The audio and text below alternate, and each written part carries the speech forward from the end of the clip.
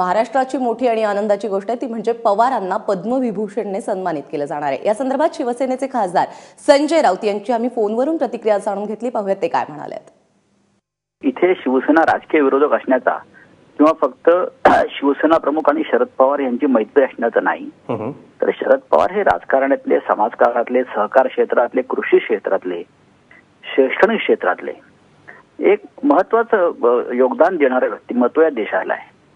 आणि आज मितीमध्ये आम्ही त्यांचे राजकीय विरोधक जरूर असलो तरी एक गोष्ट मान्य केली पाहिजे की त्यांच्या तोडीचा, त्यांच्या उंचीचा अनुभवी राजकारणी, कृषीतज्ञ आज आपल्या देशामध्ये नाहीये। आणि त्यांना जो पुरस्कार, जो पद्मविभूषण सर्वोच्च दुसरा क्रमांकाचा नागरी पुरस्कार आहे, तो त्यांना मिळाला। त्याचं आम्हाला अभिनंदन आम्ही करतो, त्यांचं स्वागत करतो, सरकारचं अभिनंदन करतो।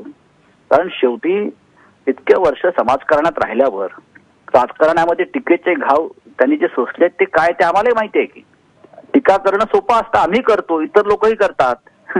पण अनेकदा शिवसेना प्रमुख सुद्धा म्हणत होते, पक्षप्रमुख आमचे उद्धव ठाकरे सुद्धा म्हणतात, आम्ही सगळेच म्हणतो की शरद पवार यांच्याकडून शिकाव्यात अशा अनेक गोष्टी आहेत। आणि बाळासाहेब ठाकरे यांच्यानंतर महाराष्ट्रातले ते उत्तुंग व्यक्तिमत्व आहे। मी त्यांच्या कारकिर्दीचं व्यक्तिमत्व नेहमी एवढंच करतो की टोलेजंग व्यक्तिमत्व, सगळ्यांना सांभाळून घेणारं व्यक्तिमत्व, आणि या वयात सुद्धा नवीन गोष्टी शिकण्याची त्यांच्यामध्ये जी उमेद आणि जिद्द आहे ती वाखाणण्यासारखी आहे। अनेकदा नवीन पिढीनं, तरुणांना सुद्धा त्यांच्याकडून हे गुण शिकायला पाहिजेत।